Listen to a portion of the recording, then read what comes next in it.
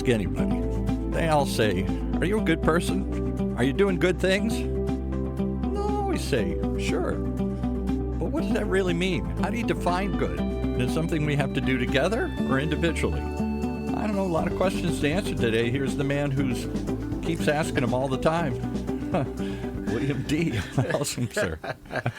Hey, good afternoon.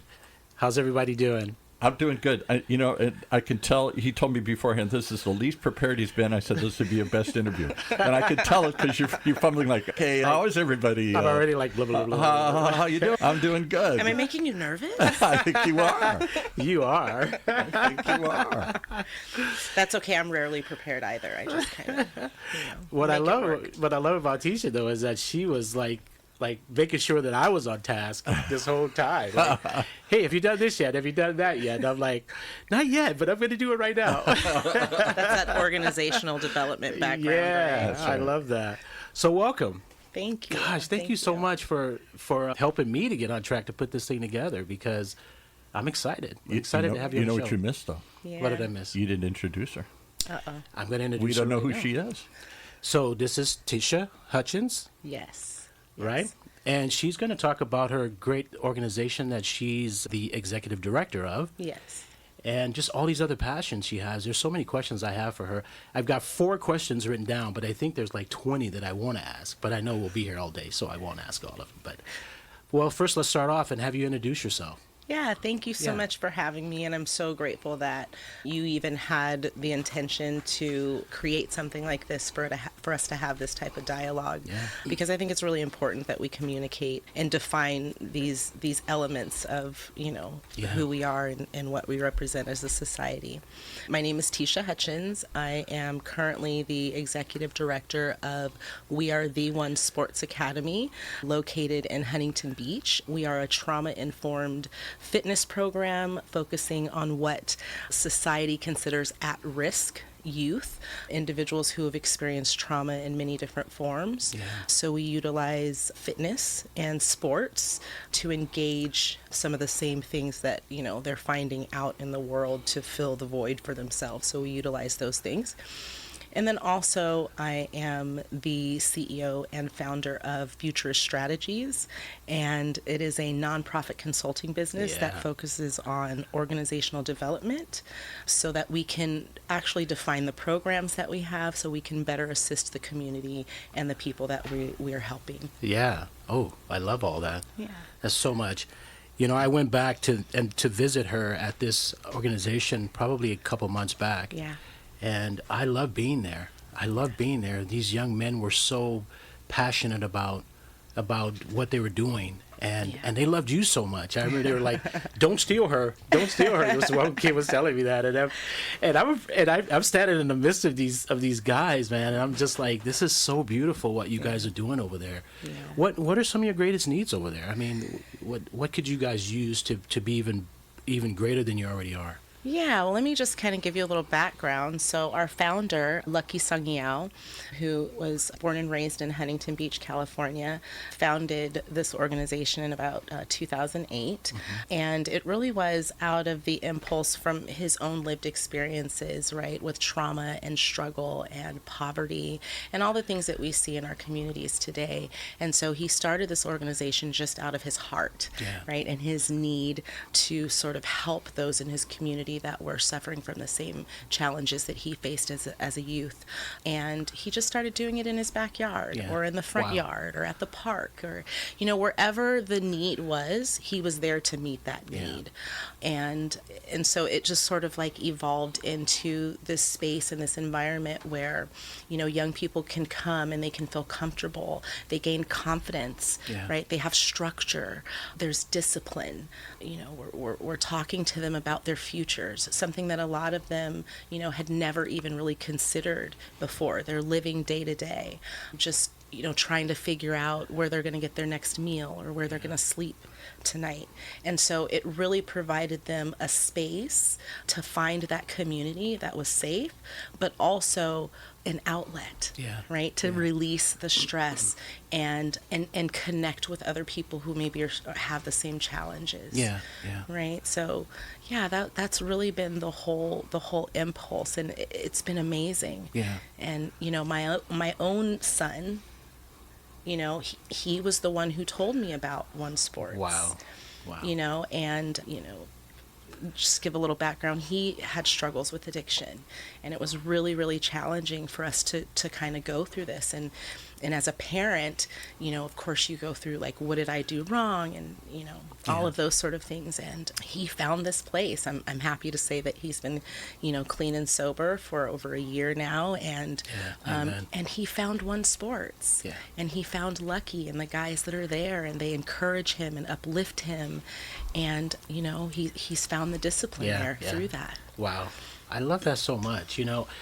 I always think, if I go back 100 years when I was a kid, and your program, what you're doing, if you could duplicate that program and put it all over, California, those stories would be everywhere, right? Yeah. Like LA, when I was raised in LA, I would walk down the street and kids would ditch school, and that was a long time ago. It's even worse today, you know. But I just remember how there were so many kids that didn't have an outlet, and we didn't have the technology that we have today. We have these computers in our hands or in our pockets all the time. We can look up anything we want. But back then, it was, either you got into fights or you sold drugs or whatever you did. But I see this program that you're doing, and I'm blown away by it, because I look at the potential. I took this test, I remember a year ago, to define my gifts, and one of them was futurist thinking. And when I walked in there, I could automatically see just how great, not that it's not great, it is great, but just so much more that you guys can do in that space, and just all out Orange County and everywhere else. And I'm really praying that God brings those resources so that you guys can do so much more. And I know man, you're on fire. Somebody told me a while back that no are just the first two letters to not yet. And so I've really lived my life by that perspective, right? And I know the work that's being done there. I've seen it firsthand with my own son. I'm seeing it in the young people that are coming in. And honestly, I saw a statistic recently that, K through 12 in Orange County, there's over 30,000 reported homeless youth throughout Orange County. And that, that's unheard of. That's also trauma. And where are these young people going to find resources? And so we want to really be that space for them.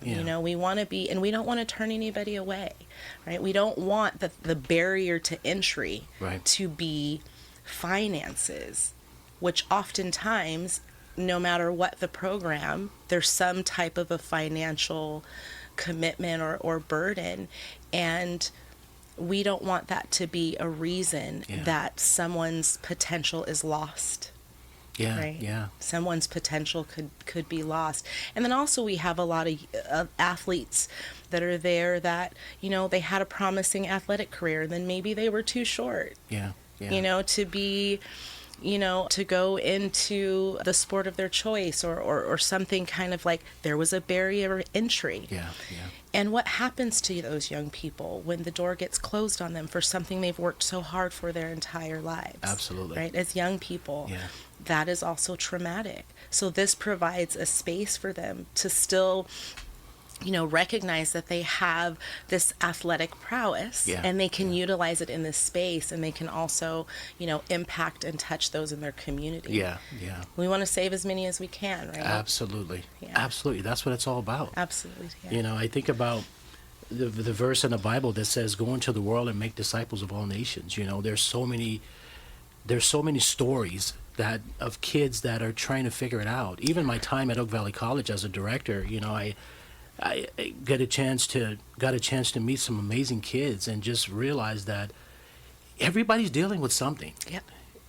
Everybody is dealing with something. Even though, I had a talk yesterday with one of my mentors, and and he shared some things with me that blew me away that he was going through. And he's got this picture of he's such a charismatic man. He's so respected and loved, and yet, when he talked to me about some things that he was going through, I was blown away by it.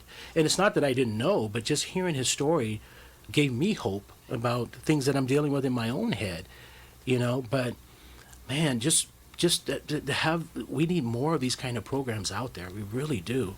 Yeah. Man, it's just a real blessing. And it's not just young people, right? Like we're all feeling it. Yeah. Right? It is in air that is all around us, right? And how are we reclaiming our power? Yeah. How are we, showing up for ourselves and for other people? And that's what's really important is like we have to have a space to like release that, and it's gonna come out. Absolutely. Right? It's going to come out one way or another. What we're feeling and, the things that are impacting us are going to come out. Yeah. And so it's a matter of, how we're navigating all of these stressors. I mean, you mentioned earlier that, we all have a computer attached to us at all times, right? And we're adults and we feel that. So imagine, being a young person and constantly, you're having all of this information all day and all night, come to you. So, we want to educate young people about that. Like, what is it doing to your brain? What is it doing to, right, like how you feel emotionally, physically? How is it draining you? Like all of those things that, you may not think about, but all of that matters on how you show up. So it becomes more than just, a youth fitness program or a sports program. It really becomes about building a foundation of support for young people with the vehicle being sports and fitness. But it's so much more than that. Absolutely. Right? It's giving them skills. It's teaching them empathy. It's showing them that there's more to life, that today is only one day. Yeah. Tomorrow is another opportunity. Absolutely. For you to do something different. And we just want to be that support. I got to ask one question here because somebody tweeted and wanted to know where you're at. Where is this facility at? And give us some idea of what you do during the day with these kids. Is it just after school? Is it weekends? Or what do you do with them? Just play sports? Great question. So we're located in Huntington Beach. We are off of McFadden, in between Springdale and Graham. We have a warehouse there. And we do a couple of things there. So we're building out our after-school programs. We do have youth that come over to our facility in the evening, so after-school times, usually around 5 o'clock. And then we have several different groups of young people that we work with. So we do some one-on-one, depending on what the need is. We do an intake for the young people that come in to determine what their goals are, first and foremost, and what their needs are. And then we kind of structure a program around that. So that's one of the things that we do. So we may do one-on-one with some youth for a period of time before integrating them into a larger group. But we do things like Muay Thai, Tai Chi, Qigong, breath work. You do Qigong? Yes. This is like this Chinese sort of like Tai Chi kind of thing here. It has some sort of spiritual element to it. Yes. So that's the whole thing is, right, we want to equip young people with skills. We want to equip them with skills and tools to navigate life because challenges are going to happen. They're going to come. None of us are without challenges and burdens and struggles and trauma and fear. We all have those experiences, but we want to equip young people with tools so that, they have something to reach back on. And it's going to take more than one tool, right, to meet each one of the challenges that they face. Absolutely. So we have several different programs that we utilize, and then we do Muay Thai and just some wrestling. So Thai is like what, Thai boxing or something? Yes, exactly. Yes, exactly. Yeah. So we reserve that for our older young people. Yeah. So we want them to have some skills and to kind of William understand their wants to bodies. get into that. That's what he Hey, wants to do. funny you say that, because when I was there that night, one of the young people there said, "Hey, you're welcome to stay and work out with us if you want." And I was like, I wanted to so bad, but then I was nervous. Like, man, I don't heal as fast. Right. Let me tell you, I did a workout with them we did what we called a turkey day workout. And so on Thanksgiving morning, we all met at the gym and we did a workout there, and it took me a couple of weeks to recover. I did it all because I was not going to let them show me out. Yeah. You are not going to do more squats than I can do, sir. I love that. And then do you have like trainers, or do you have classes? Yes. Or do you have tournaments, or what do you do with these skills once they build them here? We do. So we are actually in March going to be going into our first competition. So we have some young people that we've identified that are really, really into, the sport of Muay Thai. And so we're going to enter them into a competition, a local competition. And then of course we have those that are just there for, the activity, the movement, right? Just like that sort of like physical outlet. So usually those young people come in and they are the ones who do like the wrestling, and then we have like a striking class and where they can learn how to Nice. properly, use their bodies in that way. And then, like I said, we're putting together right now an after school program where we'll be going into the schools. So we're actually looking at partners right now, right? Yeah. How can we best serve our community and our young people right now in this moment? And so that. I partners. guess I got to ask, how is it being funded right now? Is this just being through private donations, or wing and a prayer, or grants, or question, Paul. sponsorships? Good question. Yes, yes, yes, and yes. Okay. Okay. It is all of the above. No, it's not yet. It is that you are absolutely correct. So we are actively, looking for sponsors and donors that can kind of help us move the mission forward. Again, we turn nobody away. And then, of course, being in the nonprofit space and understanding that organizational development component, looking at programs that can generate some revenue, right? What kind of things can we offer to our greater community that would be really beneficial at a reasonable rate that can help us continue to provide the services to our young people that, can't afford the service. So just really, again, he's been doing it since 2008. The nonprofit was just formed in 2024. I just kind of stepped into the picture about 5 months ago. So I'm building a board. Yeah. You asked me earlier what we are looking for. We are looking for, donors. We're looking for board members. We're looking for individuals who have a passion for young people and a passion to support at Promise Youth, young people that,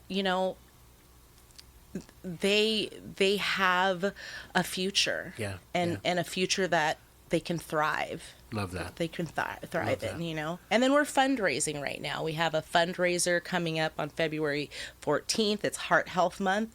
So we're going to have our first 5K fundraiser. So, yeah, I know, right? I actually signed up. You did? Yeah, I love it. I'm gonna do a light jaunt as opposed to a jog or a run. There you go. I'm just gonna do a light little jaunt. So it's 3.1 miles. So I'd be in the yeah. background with a cup of coffee, just walking Listen. very slowly, brother. Yeah. So, and then I'm sorry, I think I kind of like brushed over the trainers. So yes, we have certified trainers that work with our young people, and we are now looking at that component of the trauma-informed fitness certification so that all of our trainers also have that as well under their belt, so they really understand. It's intuitive, right? When you start working with young people that have sort of been through all of these challenges, and then having a founder himself who has navigated these challenges and done a beautiful job at showing up in his own life and the lives of other people. Absolutely. That he just has this innate ability to just really connect. Yeah. And I'm going to get you to pull your headset up. It looks like it's going to fall right Are off they? on you here. Are There you go. My head needs to grow. Everybody will be I need a staring at bigger your thing, head. waiting for the headset to They're fall like off. watching me like, oh my gosh, it's going to fall It's off. going to fall off. They're not listening. They're waiting for the headset to go. My here. worst nightmare. So I when I think about the premise of the show, right, and defining it together, I see, I've really got a chance to witness this lately for a fact. I mean, I'm no longer with Oak Valley College. That's not really a mystery. But I just posted yesterday for my community to kind of see what happened, and it was so beautiful because the community came to my aid in a sense. They start, hey, William, I didn't know that. Hey, look at this, and let's meet for coffee and talk. And I just saw all these great people, and I think I know what your answer is going to be when we talk about defining it together. But I just love how the people in Orange County, man, they just when there's a need, they show up, right? All that to say is that they show up when there's a need. So when I think about defining it together for you, what does that mean for you in terms of your leadership, your service, what you do for these young people in this organization? Yeah, so defining good for me is first showing up for myself. That's what it means to me. It's about showing up for myself. It's about living authentically.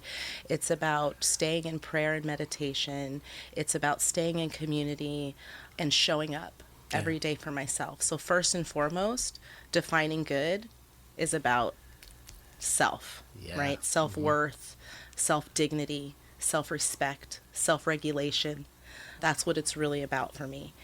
And then once I have that, I can begin to build a greater community where I can model what it looks like to, exercise all of this. And look, I am by far not perfect, right? I had a Cinnaholic last night, and then I looked at the calories and I was like, Those are so good. they're so good.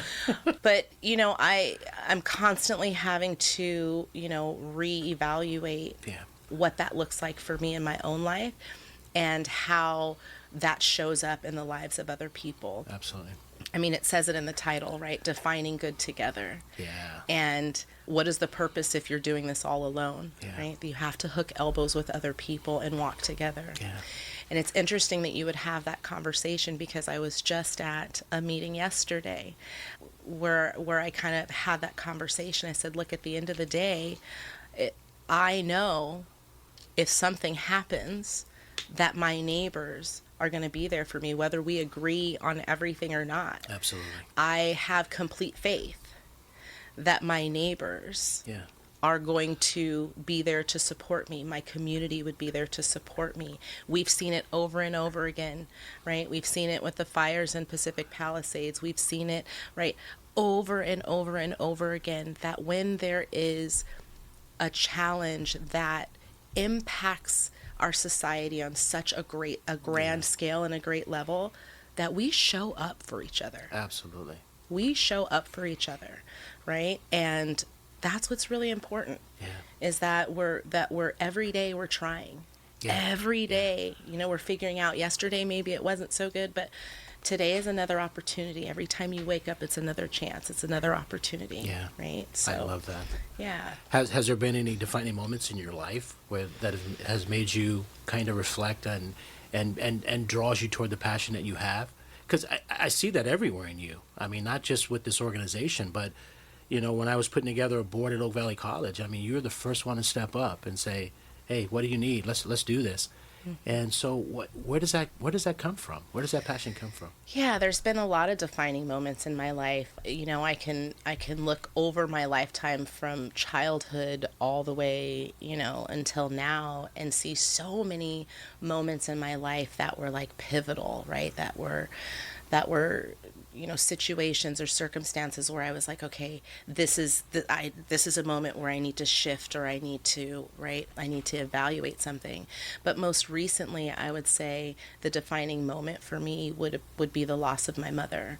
And that was about 7 years ago. She lost her battle to breast cancer, and when she came to me and she communicated that she had breast cancer, it was like, on some level, we knew, right, that this was going to be our time together. Yeah. And we didn't know how long we had. And from the time of diagnosis to the time of her passing was 6 weeks exactly. Wow. And in that time, I made a decision in my life, and that decision was that I was going to be there for her and hold her hand every step of that journey with her. And that's exactly what I did. And from that moment, I have just lived my life knowing that I need to make decisions that are going to be best for me and build me so that I can help others. And so the passion really comes from a lot of experiences I've had, but that was the most pivotal time in my life up to this point was the loss of my mom. Wow. That's heavy. Wow. Yeah. That's heavy. Yeah, that's heavy. I'm trying to think of something to say, but I can't even think of anything that but I want to ask one question. Go ahead. I'd love to ask everybody here. We talked about it just sort of offline. Yeah. There's two components to the show. One is defining good. You started internally. It's within me. I got to be authentic. I got to be genuine. I got to be true to myself. I got to be. But then it's got to go outward somehow, right? Yeah. Is that what makes these kids succeed? Where maybe they have been at risk, meaning they have been gotten into trouble, and people have set up they're on the wrong path? Is it enough that they just reflect inward, or does it need that togetherness that brings it out? That is a great question, and that's exactly what it is. If the reflection is only inward and you're not doing something after that, then you've only gone so far, right? There has to be action. Yeah. You have to do something else. And the best way to combat depression and stress and trauma is by building community. Yeah. Right? That's what leads us to drug addiction. Yeah. It's the loss of community. So you're looking for it somewhere. Yeah. That's what leads to a lot of these things that we see. They're looking for family. They're looking for community. They certainly say that with gangs and stuff here. They're looking for Absolutely. They're looking for that community. They're looking for that place that feels like home. Mm-hmm. Right? And so it starts inward, but it has to go somewhere, and that somewhere is in service. Absolutely. It's in service. Yeah, and that's why this show is what it is. That's why I'm so passionate about this topic of defining good, because I've worked for some organizations that have been absolutely horrible. The bosses were horrible, and I've had great bosses and I've had horrible ones, but I've learned from all of them, and that's the whole idea. But I think what has made me the kind of leader that I am today is my circumstances and the things that I've been through in my life. And when I'm a manager, I'd like to get things done, but at the same time, it's so important to me how people are treated. I just can't stand it when I see people being abused in an employment setting or whatever it might be. And so God has done a work in my life and in my heart to learn leadership, but at the same time, that it's all about respect. It's all about treat people the way you want to be treated is the golden rule for me. And I think it's helped me throughout my life, because I can look back now. I've got kids when I was teaching high school 15 years ago, and they still reach out to me today. I do their weddings. I'm doing a kid's wedding in a few weeks. He's getting married. He's with a fireman today. He reached out to me, and that's only because from when he was a child in middle school, I respected him. I loved on him, and I wanted him to see that just because there's a certain way you treat people, and it comes back to you. It really does. Yeah. Yeah, no, it's all in they're watching, Absolutely. right? They're watching, and we are the examples for everyone. And I feel the same way. Like, I treat everyone with dignity and respect and empathy. And even when, there's some type of a conflict or something, like, I don't internalize and personalize things, right? We are all human beings having a human experience, living on this earth with challenges and circumstances and our own traumas. We're all walking around with that. Yeah. And so, I have to remember that, if someone does something to me, I have that moment where I'm like, wow, that they just really did that. And then the second part of that is, wow, I wonder what happened today that made them feel okay, right? To be able to do that, or maybe they're not feeling okay. And then I have a moment of, wow, I really hope their day gets better. Yeah, absolutely. Right? And sometimes that's what it takes. Are those virtues, though, that we are sort of emphasizing in society today? I think of sports. It's in your face. It's taunting you. It's I kicked your butt. Ha ha ha. I win, you lose. Not much empathy or dignity or respect there. It's all about me crushing you kind of thing. A lot of those is real growth too. As you go through your stages in life, as you go through your circumstances and things you deal with in your own life, it helps you to become more empathetic or love people more or those things, and again, I know we're going to cut this short, and I'll let you respond one more time, but I just want to say, for the people that will be listening to this show at some point, this organization that Tiesha's involved in is amazing, and I really want to see people stand up for something great like this, and I want to see them get involved and help financially and just dedicate time and all those things. And that's a call for me too. I've got my issues I'm dealing with in my own life, but I do want to step up and try and help. So Orange County, let's show ourselves strong, man, and let's do something great. So how do we find you and how do we help? Yeah, thank you so much. You can find us at onesportsacademy.org. And is that the number one or spelled out the word one? It is spelled out the word one, onesportsacademy.org. That's where you can find our website. And then we have a link to our upcoming fundraiser. The 5K is there. And you can get an idea of what we do there at, One Sports Academy at the gym there. And then if you want to reach me by email, it's a long one. Get your pencils out. We are the1sportsacademy@gmail.com. That is a long one. It's a long one. I know. We got to work on that. That's okay. It's okay. We're getting there, right? We're getting better. Yeah. But I do want to circle back really quick because I agree with you that there is that component, right, of sports that is kind of like the winner, the loser type of thing. Well, it's also about individual performance, too. And it used to be sports was a team sport. Now more and more, even on team sports like football or basketball, it's I don't care what the team wins, but did I make my points? Did I make myself stand out here? Yeah. Yeah, and that you do see that a lot in sports. And that's why programs like this are so important, because you see why it is important to have that sort of individual confidence and that discipline to go after, right? I am improving every day. However, you also have to understand that it's a team, that we succeed together and we fail together, right? That or a community. We are a community. So I think that that's why programs like this are important, and also training coaches so that coaches understand that they should be leading this sort of charge that, yes, you want to be the best athlete that you can be personally. However, this is a team sport. We cannot succeed without each other. Yeah. And really just honing in on that and pushing that sort of message. Yeah. So I think that it's on all of us as the adults. Again, I go back to that, like, we're the examples. They're watching us. They're listening to us. Boy, that's the truth. Well, thank you so much. Anything else, William? Any way to reach out to you? What's the best way to reach you these days? Still LinkedIn? You reach me on LinkedIn. I'm there.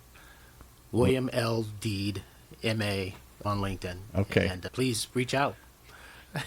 All right. Yeah. Thank you, teacher, for coming on the show. Thank This you has for been great. having me. Thank you. And Paul said it was going to turn out all right. Yeah, it was. Was it all right? I think it was better than all right.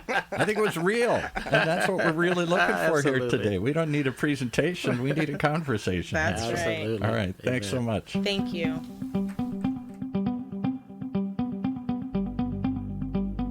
Well, there you have it. It's all about defining good, finding it within yourself, and then you got to do something with it together. Defining good together. It is a team sport, and that's what we're here, unpacking leadership, loyalty, and doing the right thing. All of those and more we talk about each and every time on this show, right here on Orange County's only community conversation, OC Talk Radio. Streaming live from our studios here at the University of California, Irvine's Beale Applied Innovation Center.